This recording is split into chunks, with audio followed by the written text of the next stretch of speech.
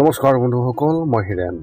আজি আপোনালোকক এই ভিডিঅ'টোৰ জৰিয়তে এই 2025 বৰ্ষত সংখ্যাতত্ত্ব অৰ্থাৎ নিউমৰলজি অনুসৰি আপোনালোকে কেনেধৰণৰ ফলাফল লাভ কৰিব তাৰে সম্পূৰ্ণ তথ্য আগবঢ়াইছোঁ।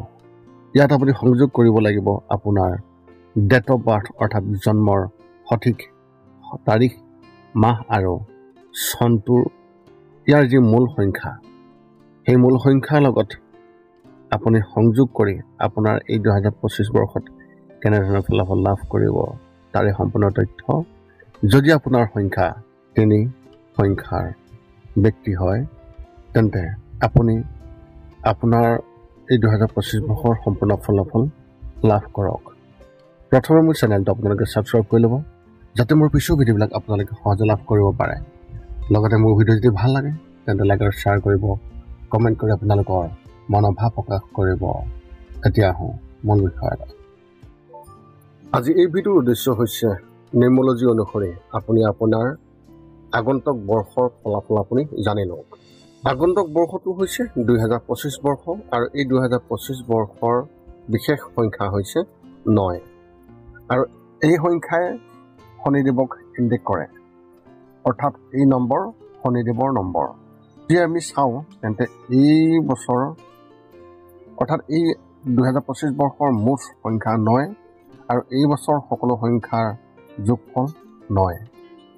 সংখ্যাৰ বিজ্ঞান ভিত্তিত 9 সংখ্যাক মংগল গ্ৰহৰ সংখ্যা বুলি গণ্য কৰা হয়। যদিও ইয়াত মন কৰিবলগীয়া কথাটো হ'ল এই 2025 চনৰ সংখ্যা তৈয়াৰ কৰাৰ ক্ষেত্ৰত 2 আৰু 5 সংখ্যাৰ গুৰুত্বপূৰ্ণ অৱদান আছে। এনে পৰিস্থিতিত আমি কেৱল চন্দ্ৰ আৰু বুধৰ প্ৰভাৱত গঠিত হোৱা এই মংগল গ্ৰহৰ 9 সংখ্যাৰ এই সংখ্যাটোক শক্তিশালী বুলি গণ্য কৰাই নহয়, ইয়াক সুষম শক্তি থকা বুলিও বিবেচনা কৰিব পাৰি। কাৰণ 2025 বৰ্ষৰ 2 নম্বৰৰ সংখ্যা সৰ্বাধিক পৰিমাণত আছে, যাৰ সহায়ত মংগল গ্ৰহৰ সংখ্যা গঢ় লৈ উঠিছে। এনে পৰিস্থিতিত চন্দ্ৰ আৰু মংগল গ্ৰহৰ সংযোগক কোনো ক্ষেত্ৰত ভাল আৰু কোনো ক্ষেত্ৰত বেয়া সংখ্যা বুলিও গণ্য কৰা হয়। কাৰণ এনে সংমিশ্ৰণে মানুহৰ জীৱনত আৱেগিক কৰি তোলে বুলি ধৰা হয়। নিউমৰলজিত অৰ্থাৎ সংখ্যাতত্ত্বত 2025 বৰ্ষৰ ফল এই বছৰে আপোনাক আৱেগিক আৰু ভাৰসাম্যহীনতা দিব পাৰে। এতিয়া আমি পলম নকৰি এই 2025 বৰ্ষটোত আপোনাৰ সংখ্যা অনুসৰি আপুনি কেনেধৰণৰ ফলাফল লাভ কৰিব তাৰে সম্পূৰ্ণ তথ্য লাভ কৰোৱা হওক। এতিয়া আহোঁ 3 সংখ্যাৰ ব্যক্তিসকলৰ ক্ষেত্ৰত কেনে ফলাফল। যদি আপুনি যিকোনো মাহৰ 3, 12, 21 আৰু 30 তাৰিখে জন্মগ্ৰহণ কৰিছে, তেন্তে আপোনাৰ ৰেডিক্স নম্বৰ হ'ব 3। 3 সংখ্যাক বৃহস্পতি গ্ৰহৰ সংখ্যা বুলি গণ্য কৰা হয় আৰু বৃহস্পতি গ্ৰহক অতি অভিজ্ঞ আৰু জ্ঞানী বুলি ধৰা হয়।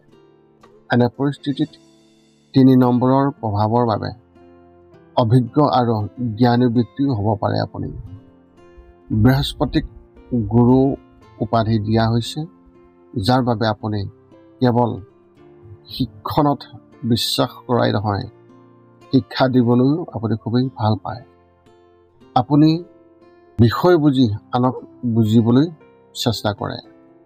যদিও আপুনি অনুশাসনৰ মাজত বা ভিতৰত কাম কৰি ভাল পায়, কিন্তু কিবা কাৰণত এজন অযোগ্য ব্যক্তিয়ে আপোনাৰ তুলনাত উচ্চ পদবীত বহি আপোনাক জ্ঞান প্ৰদান কৰিলে আপুনি ভাল নাপায়।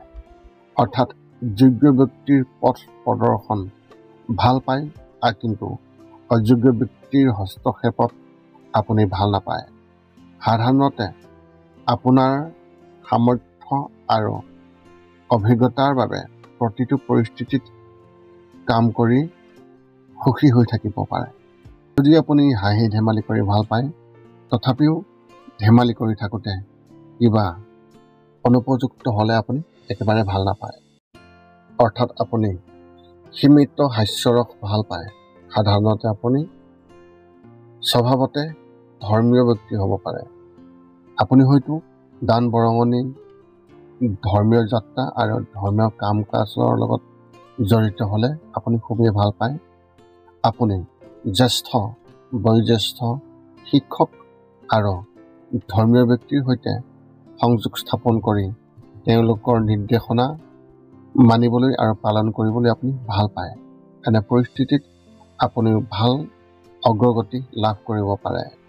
2025 বৰ্ষত আপুনি মূলতঃ 1, 2, 3, 5 আৰু 9 নম্বৰৰ দ্বাৰা বিশেষভাৱে প্ৰভাৱিত হ'ব। 5 সংখ্যা নম্বৰৰ বাহিৰেও এইবাৰ আপুনি বেছিভাগ নম্বৰ ব্যক্তিসকলৰ লগত আপোনাৰ সম্পৰ্ক আৰু সমৰ্থন লাভ কৰিব। আনহাতে 1 নম্বৰে আপোনাৰ বাবে গড় ফলাফল দিব পাৰে।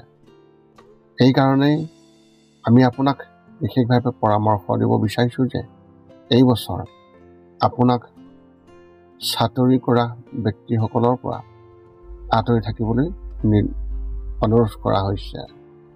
আপুনি নিজেই এজন অভিজ্ঞ আৰু জ্ঞানী ব্যক্তি।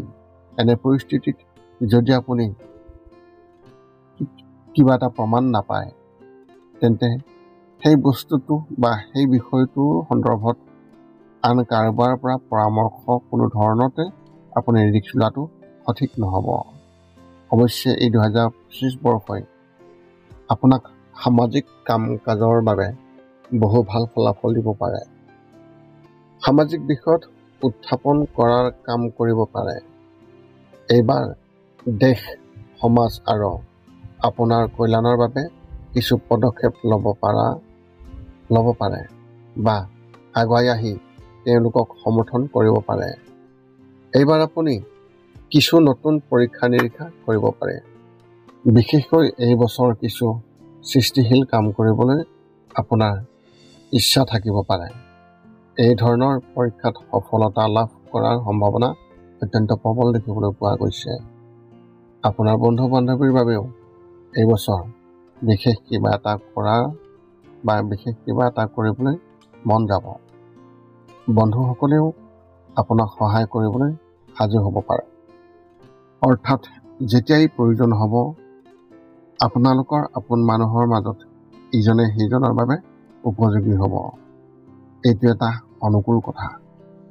বৰ্তমান সময়ত যেতিয়া মানুহে ইজনে সিজনৰ বাবে সময় উলিয়াব নোৱাৰে, এইবাৰ আপুনি আপোনাৰ বন্ধু বান্ধৱীৰ বাবে সময় উলিয়াব পাৰিব। আপোনাৰ বন্ধুসকলেও আপোনাৰ বাবে সময় উলিয়ালে আপুনি বিশেষভাৱে সুখী অনুভৱ কৰিব পাৰে।